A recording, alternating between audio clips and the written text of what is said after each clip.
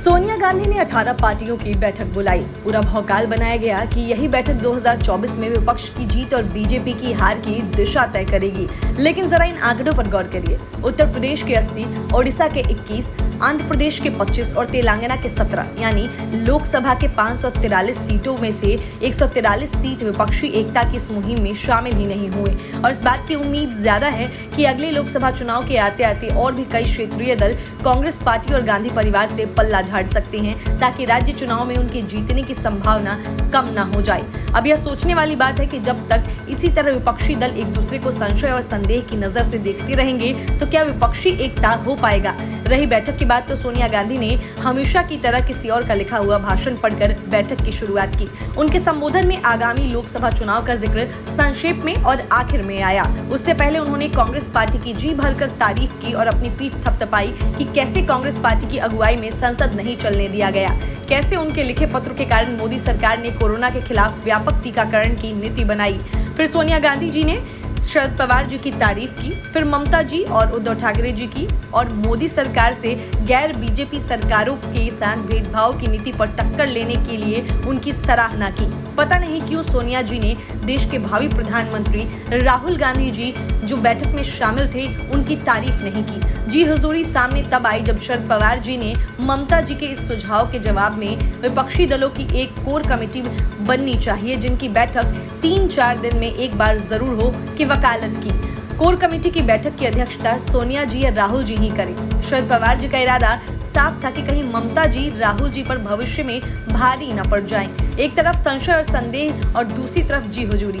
इसी के बीच विपक्षी एकता की जीत तो फिलहाल दूर की कौड़ी ही लगती है। अगर एकता हो भी जाए तो वह किसी चमत्कार से कम नहीं होगा। जी हुजूरी से ही शुरू हुई विपक्षी एकता की मुहिम में हवा तो अखिलेश यादव ने कायदे से निकाल कर रख दी। मीटिंग में उनका एक संदेश पढ़कर सुनाया गया, जिसमें अखिलेश यादव ने बताया कि चूंकि वह उत्तर प्रदेश के सुदूर इलाकों की यात्रा कर रहे हैं, कनेक्टिविटी प्रॉब्लम के कारण वह इस ऑनलाइन मीटिंग में शामिल नहीं हो पाएंगे। अखिलेश यादव का बहाना भी अजीब था। उत्तर प्रदेश में कौन सा ऐसा इलाका है जहां मोबाइल का सिग्नल नहीं होता। अखिलेश की नीति साफ है, वह दूध के जले हैं और मट्ठा भी फूक फूक कर ही पिएंगे। कांग्रेस के साथ वह दिखना नहीं चाहते ताकि उत्तर प्रदेश के मतदाताओं को फिर से भ्रम न हो जाए कि समाजवादी पार्टी और कांग्रेस एक साथ है। 2017 के चुनाव में दोनों दलों का गठबंधन था, जिसमें कांग्रेस पार्टी खुद तो डूबी ही, साथ में समाजवादी पार्टी को भी डुबो दिया था। अखिलेश यादव की समझदारी उस समय सामने आ गई जब सोनिया गांधी की मीटिंग में पश्चिम बंगाल के मुख्यमंत्री ममता बनर्जी ने आगामी उत्तर प्रदेश चुनाव का जिक्र करते हुए सुझाया कि विपक्षी एकता की शुरुआत उत्तर प्रदेश से ही होनी चाहिए ताकि बीजेपी को प्रदेश में हराया जा सके।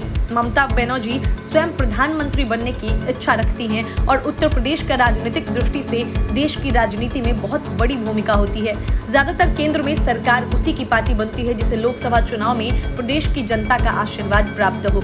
उत्तर प्रदेश से सर्वाधिक 80 सांसद लोकसभा में चुने जाते हैं। ममता बनर्जी को उत्तर प्रदेश की अहमियत पता है, लिहाजा उनकी तृणमूल कांग्रेस ने उत्तर प्रदेश विधानसभा चुनाव लड़ने का निर्णय लिया है।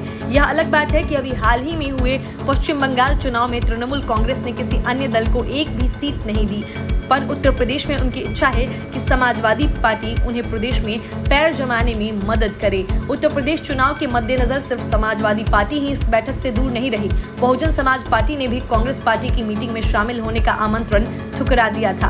भले ही सोनिया गांधी की मीटिंग का एजेंडा 2024 का लोकसभा चुनाव था, पर अगले वर्ष की शुरुआत में होने वाले 5 राज्यों के विधानसभा की चिंता इस मीटिंग में साफ झलक रही थी।